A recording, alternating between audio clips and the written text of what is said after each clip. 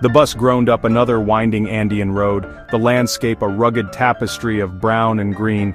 I'd heard whispers of Sucre, the White City, a place that seemed to capture the light of the sky itself.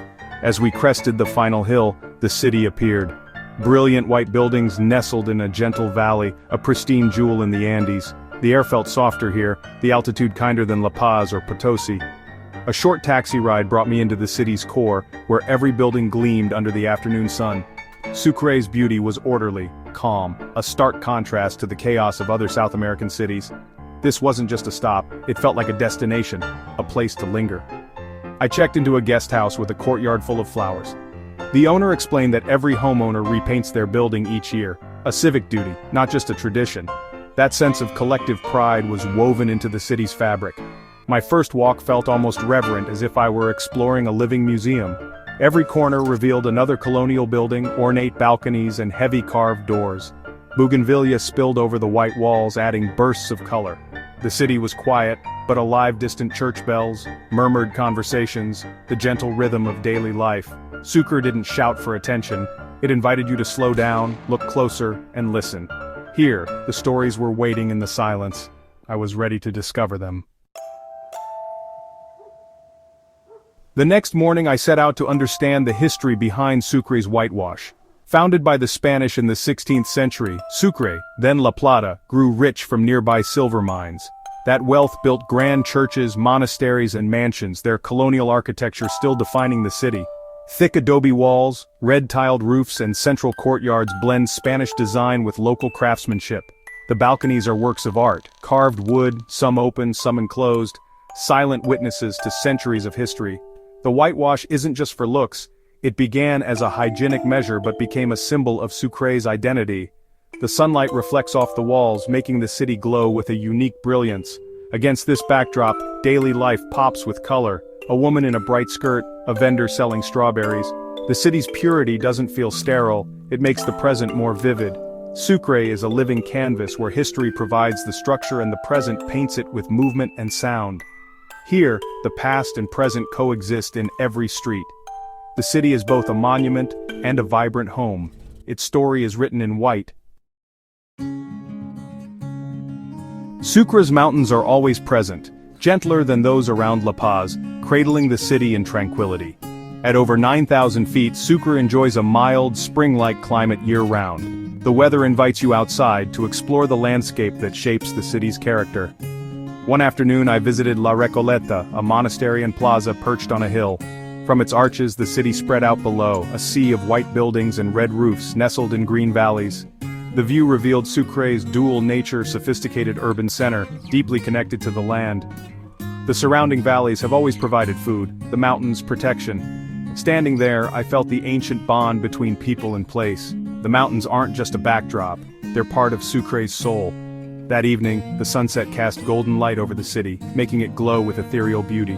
The air grew cool, the city lights twinkled on. In that moment, I understood why people fall in love with Sucre. It's not just the architecture or history, it's the feeling of being held by these ancient mountains. A sense of peace lingers here. It stays with you long after you leave. To truly know Sucre, you have to visit the Mercado Central. Inside, the air is thick with the scent of herbs, fruit, and simmering soups, a riot of color against the city's white exterior. Piles of potatoes, bright peppers, and women in traditional dress fill the aisles. The market is the city's beating heart, a place of commerce and community. I wandered for hours, watching friends chat, families share meals, and vendors banter with customers. A fruit seller offered me a slice of chirimoya, a sweet gesture that made me feel welcome. Upstairs I tried sopa de mani, a rich peanut soup surrounded by locals enjoying hearty plates of food. Eating at the market is essential, a way to connect with Sucre's culture through its flavors. The people, the Sucrenses, are known for their warmth and quiet dignity. Their pride in their city is evident in every smile. In Sucre, beauty is in the white walls, but its soul is in its people. Here, community matters, and you feel it with every bite and every conversation. In 1991, UNESCO named Sucre a World Heritage Site, a promise to protect its unique legacy. The city is a remarkably preserved Spanish colonial gem, not a museum but a living, breathing place. Its blend of local and European styles created something new and beautiful. UNESCO status honors more than architecture. It recognizes Sucre's role as Bolivia's intellectual and political heart. The University of St. Francis Xavier, founded in 1624, was a hub of revolutionary ideas. Here, in 1809, the first cry for South American independence rang out. The city's grand buildings reflect that powerful legacy. World Heritage status brings both tourism and responsibility. Development must preserve history. The annual whitewashing is a visible symbol of this commitment. As a visitor, you feel the weight of history and the need to tread lightly. Preservation isn't about freezing time but letting the city live while honoring its past. Sucre does this beautifully. Children play in ancient plazas. Modern cafes fill colonial buildings. The city is a living bridge between past and present. UNESCO ensures this balance endures. Here, history is lived every day.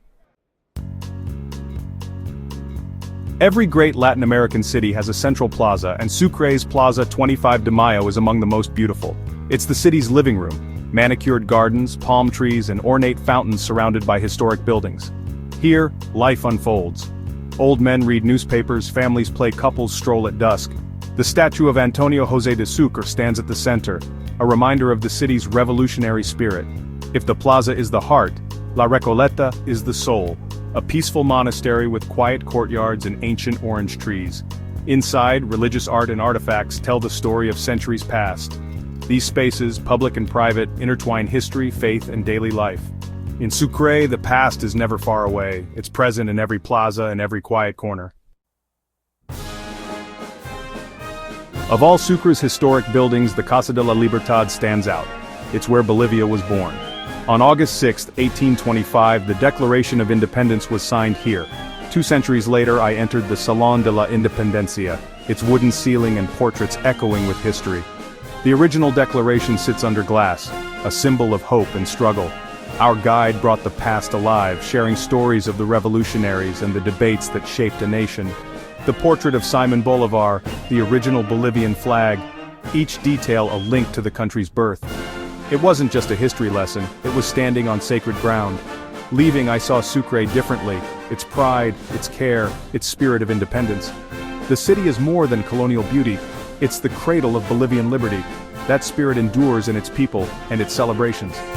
Visiting the Casa de la Libertad unlocked a deeper understanding of Sucre. Here, history is not just remembered, it's alive. Some places you visit, others visit you. Sucre is the latter. The city's gentle pace and quiet beauty force you to slow down. I found myself taking long walks, sitting on benches, simply observing. One evening, in a quiet plaza, children played soccer, an old woman knitted, and the sky turned pink. There was no spectacle, just a perfect moment of everyday life. In that stillness, I felt at home, connected to the city's rhythm. Sucre's greatest gift is this sense of peace. Its charm is in small moments, a fresh saltina, a hidden courtyard, a stranger's smile. The city teaches you to appreciate simplicity. As I prepared to leave, I felt gratitude for the lessons and the peace Sucre gave me. I knew I'd carry a piece of the white city with me. Sucre is more than a destination, it's a state of mind. A whitewashed gem that soothes the soul. My time in Sucre ends, but the story continues. This is just a glimpse of a city rich in history, culture, and life. To truly know Sucre, you must experience it yourself. Feel the sun in the plaza, hear history in the Casa de la Libertad, taste the market's flavors. Travel is about connection, to places, history, and people. I invite you to share your thoughts and stories below. Let's build a community of explorers who appreciate places like Sucre. Thank you for joining me on this journey through Bolivia's whitewashed gem. The road is long, let's see where it takes us next.